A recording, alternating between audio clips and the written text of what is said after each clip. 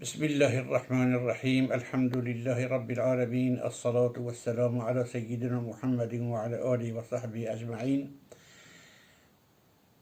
رساله رمضان درصد دو نکته چهارمین. حکمتک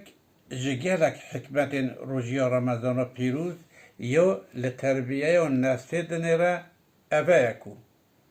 نفس دخوازه او آزاد و سربست به و خوال قبول دکه حتی با آوه که فطری ربوبیتک موهوب و حرکتک وک دل خواه کیف ما یشاء دخوازه نخوازه به هزرکو او به نعمت به حد و حساب هات یخوادی کرن خاص ما ازالیک له ده دنیای ده خدا ثروت و اقتدار و ویچ هبه و خفلت جی آلی کاری کرده به جاره که نعمت الهی با آوه که خسبی و مینا دزان و مینا حیوانان دخواه وای در رمضان پیروز ده جیه هری دولمت بگره حتی نیه هری خیزان نفسوی فهم دکه کو او نخواه دیه خواه کوله نه آزاده عبده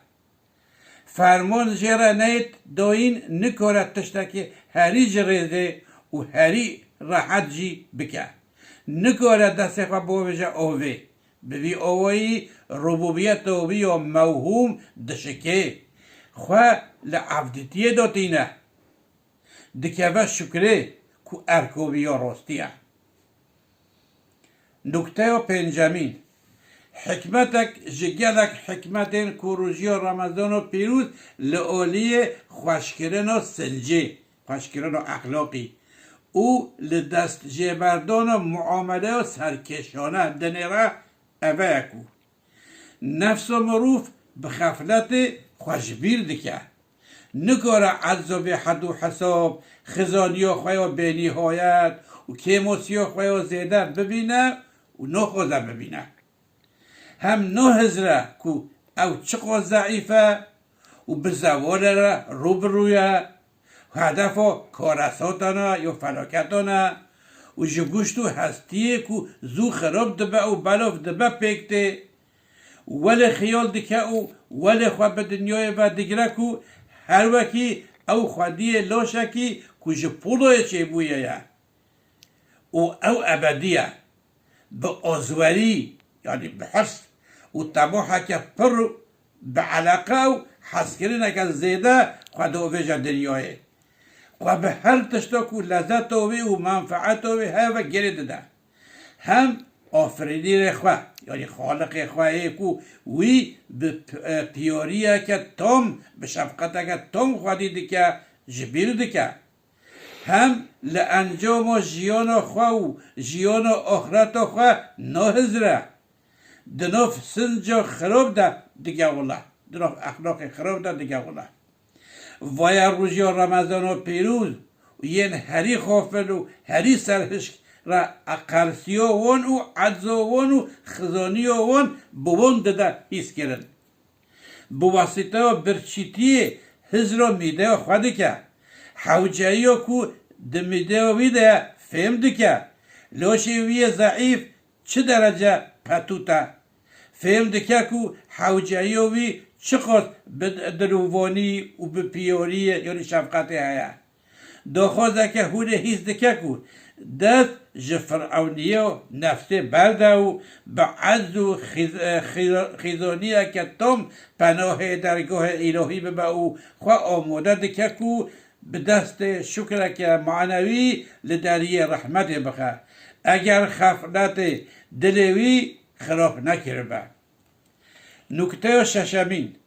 یک جوان حکمت گلک یا روزی رمضان شریف یا جعالیه کو لنزول قرآن حکیم دنیره و یا دم نزول هری گرینگ یا قرآن حکیم ابه کو قرآن حکیم همین یعنی مادم دمه رمضان در نازل بویه جبو کو خواه جدم و نازل بونو بیره آماده بکه و به پیش نیازیه که باش و خطاب و سماوی پیش نیاز بکه در رمضان و پیروز ده خوا جحوجين سفلي ين نفسي و جروشن معلايعني ين لازم بدا أولي و خارن و خارن بتركي لو خوا بشه بينا وضعيته فرشته يعني ملكيته و دوی صورتی ده قرآن هر وکی نو نازل بوی بخوینه و گهداری بکه و خطاب الهی تیده هر وکی دوی ده با نزول ده گهداری بکه و خطاب هر وکی رسول اکرم صلی الله علیه و سلم صحتی که گهداری بکه بلکی هر وکی جناب جبرائیل بلکی متکلم ازلی یعنی جناب حق گهداری دکه خواه مظهر وی روشا پیروز بکه و او بخوا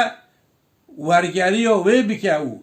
به هنکن دین بده گهداری کرن و درجه که حکمت و نزول و قرآن نشان بده بله در رمضان و پیروز ده عالم و اسلام هر وکی دکه و شونا مزگفته که ولی که به میلیونان حافظ ده قنجه کر و مزگفته بازنده و قرآن و خطاب و سماوی لخلکن دنیای دادن صح کرن هر رمضان آیت شهر رمضان الذي انزل فيه القرآن ده آوائه که نورانی و گشت نشان داده رمضان ده پیتنه یعنی تثبیت دکه که مه قرآنه فردن دن ین و جماعت مزن هنک بخشوع لوان حافظان گهداری دکن ین دن جی او بخوا جخواره دخینن دمزگفته که پیروز یا دروشه که هوله ده یک لپای داخازن یعنی حوثن سفلی نفس و هر او بخارن و بخارن جوه روش و نورانی در بکه و چقدر سکبه چقدر دبه هدف و نفرت و معنوی یا جماعت و دوی مزگفته ده اینن ولجی در رمضان و پیروز ده ین دجایتی و روژگیران دکن ین مخالفت و روژگیران دکن جی و درجه هدف و نفرت و تحقیر و معنوی یا همو عالم و اسلامیه سبحانك لا علم لنا إلا ما علمتنا إنك أنت العليم الحكيم وآخر دعوانا أن الحمد لله رب العالمين الفاتحة